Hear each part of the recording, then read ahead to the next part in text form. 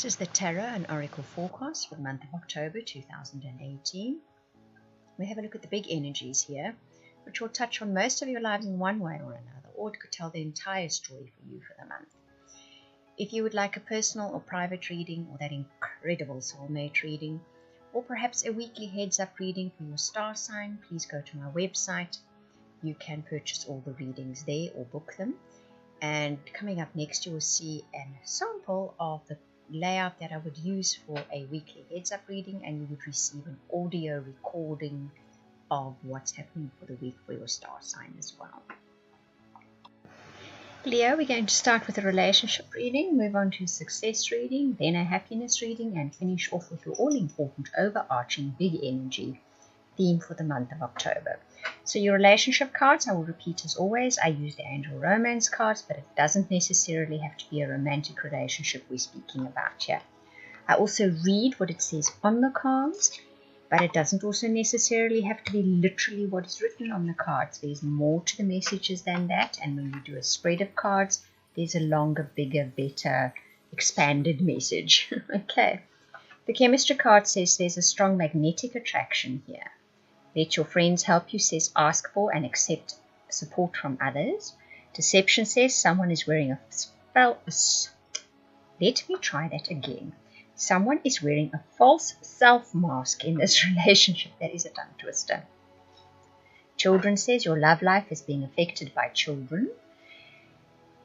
Pay attention to the red flag says the signs are cautioning you, and the wedding card says this situation involves marriage. So what we see here is some kind of chemistry being struck with someone that you meet through your friends or socially. However, one of you is not being entirely honest about the situation. In the background, there are children and also perhaps a need to control situations. And this is a long-term relationship we are speaking about here.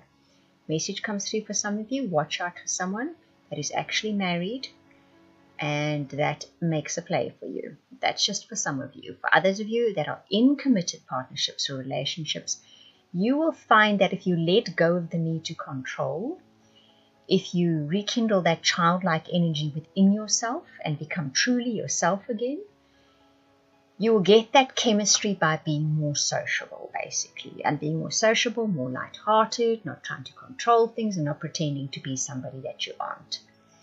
Those of you looking for relationships, there's a few of you there that just heed that message of someone being married that makes a play for you. There's chemistry with them. Others of you, if you meet someone in a social situation, you're looking for a relationship, be yourself. Keep it lighthearted and keep that childlike energy going and don't try to control things. And if you do meet somebody that has children, be aware of the fact that this is going to be playing a factor in your relationship. You are not going to be able to control that. So don't think it's fine. I will just steer and organize this relationship in my direction. Doesn't matter if the person's got children. That's not the way it's going to play out. If you want to get involved with this person, and it can lead to a deeply committed relationship, know that you are not going to be controlling the children within that situation. But because it says this involves marriage, and because it can be a long-term partnership or relationship, if you just are totally yourself, you remain sociable with a light-hearted energy, you don't try and control the children's side of the marriage, you will find that that chemistry keeps the marriage very much alive and going. Your success cards, this applies to any area of your life that you think it may apply to. The Seven of Water, the Messenger of Earth, the World, Patience, and the Five of Fire. Very, very clear story coming through here. So the Seven of Water says that to let go of very rigid thoughts about something. You have very defined thoughts and feelings about a particular thing. For example, I'm just going to use this as an example. You decide, or you see someone has a lovely garden and they're selling plants from it. And you think to yourself, well, I can't do that. I know nothing about plants. I don't think it's even okay to sell from your own garden. That's not the way it should be done. Watch that thinking. That thinking can trip you up in the month of October. It's also a message from the guides, from the angels, from the universe, that perhaps there's something wonderful you've thought of, or some wonderful path you're going to set down, or walk along, or be set off on. But a rigid way of thinking will destroy it completely. That messenger of earth says the only thing you're going to need here, and this comes up twice in your reading, is integrity, dedication, and grit. The world says expect miracles and you will get them. They're there. You are a powerful co-creator, that card says. So you can make those miracles, and that's perhaps the thought that's been spoken about with the Seven of Water. You don't believe miracles are possible. Other people get them, you don't, or you just don't believe in them at all. But in the month of October, believe in miracles because they can and will happen. The patience card says, however, have patience for those to manifest. Miracles don't just happen because you decide they can happen. They will happen in their own time. And the Five of Fire once again speaks about integrity. It's about not letting the negative talk around you or the negative actions of others be what steer you in the direction, your direction in life. You know what's right, stick by that for you, and you follow that direction regardless of what everybody else around you is saying. You know what's right for you. You know what's right in life. There's a different truth for all of us, is the message that is coming through for you. Oh, that's an interesting sentence. There's a different truth for all of you, is the message for Leo this month. That's a big one. So if we have a look at your fated elements, and these are the things that come into life in October, which you don't have a say in whether they come into your life or not. There's good, there's lovely, there's not such great.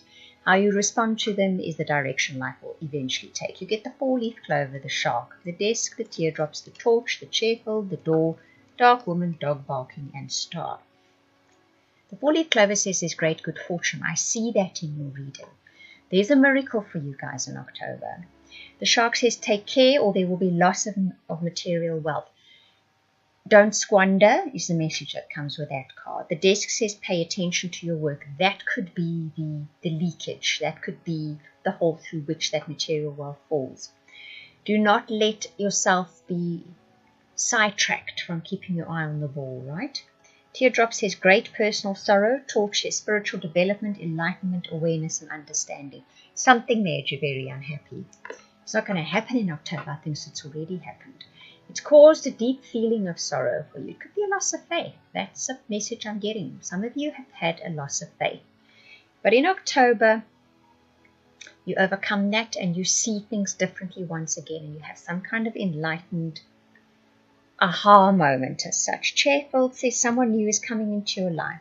The door says opportunities are waiting for you. Dark woman says dealings or relationship with a woman with dark complexion and hair. So that's who's coming into your life in October. There's a dark-haired woman. With her comes opportunity. Dog barking says advice from a friend. And the star says guaranteed success. Someone's going to give you a piece of advice towards the end of October.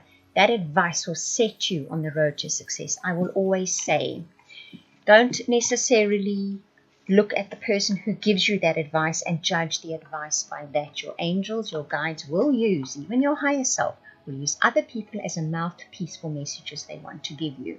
There's guaranteed success within that advice. And it seems to come in that same stream as that dark-haired woman, and with her the opportunities. So keep a very open mind and your ears to whatever that happens towards the latter part of October, because with it comes guaranteed success.